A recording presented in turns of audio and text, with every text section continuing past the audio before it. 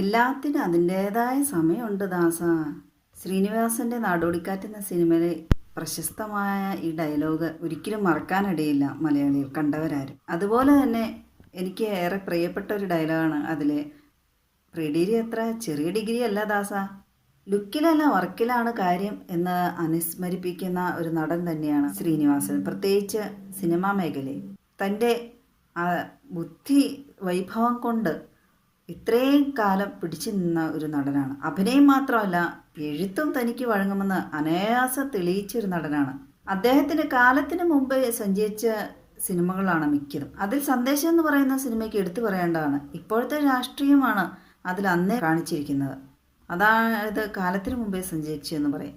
പിന്നെ അതുപോലെ അദ്ദേഹത്തിൻ്റെ പ്രധാനപ്പെട്ട സിനിമകളാണ് തലയണ മന്ത്രം. അതിലാണെങ്കിൽ ഒരു കുടുംബത്തിലൊരു സ്ത്രീ വിവാഹത്തിന് ശേഷം എങ്ങനെയാണ് ഒരു മനുഷ്യനെ മാറ്റിയെടുക്കുന്നത്, ഭർത്താവിനെ മാറ്റിയെടുക്കുന്നതെന്ന് വ്യക്തമായി കാണിക്കുന്നു. അതുപോലെ വടക്ക് നോക്കിയന്ത്രം എന്ന അദ്ദേഹത്തിൻ്റെ ആ സിനിമയും വളരെ പ്രസക്തമായ സാധാരണ പച്ചയായ മനുഷ്യൻ്റെ ജീവിതത്തിലെ പച്ചയായ സംഗതികളാണ് തുറന്നു കാണിച്ചിരിക്കുന്നത് മിക്ക സിനിമകളും. അതാണ് അദ്ദേഹത്തിൻ്റെ ബുദ്ധി വൈഭവം എന്ന് പറയുന്നത്. അദ്ദേഹത്തിൻ്റെ തിരക്കഥകൾ, അതിൽ നിന്നുണ്ടായ സിനിമകളൊന്നും മലയാളികൾക്ക് ഒരിക്കലും മറക്കാനിടയില്ല.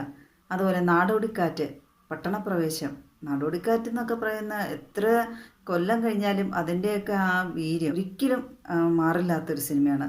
പാട്ടുകളും എല്ലാം തന്നെ. അതിലെ അദ്ദേഹത്തിൻ്റെ ആ വിജയൻ എന്ന കഥാപാത്രം ഒരിക്കലും ആരും മറക്കാനിടയില്ല, ആരും കണ്ടവരാരും. അങ്ങനെ നിരവധി കഥാപാത്രങ്ങളും സിനിമകൾ കൊണ്ട് അങ്ങേയറ്റം വിസ്മയിപ്പിച്ച ഒരു നടൻ തന്നെയാണ്, കലാകാരൻ തന്നെയാണ് മരണപ്പെട്ടു പോയ ശ്രീനിവാസൻ. അദ്ദേഹത്തിൻ്റെ മക്കളും അതുപോലെ തന്നെ മിടുക്കന്മാരായ കലാകാരന്മാരാണല്ലോ, വിനീത് ശ്രീനിവാസനും ധ്യാൻ ശ്രീനിവാസനും. അതുപോലെ തന്നെ കഥ പറയുമ്പോൾ എന്ന സിനിമയിലെ അദ്ദേഹത്തിൻ്റെ യഥാർത്ഥ ജീവിതവുമായി ബന്ധപ്പെടുത്തിയുള്ള അതിവികാരഭരിതമായ രംഗങ്ങളൊക്കെ കാണുമ്പോൾ ഒരിക്കലും മറക്കാനിടയില്ല.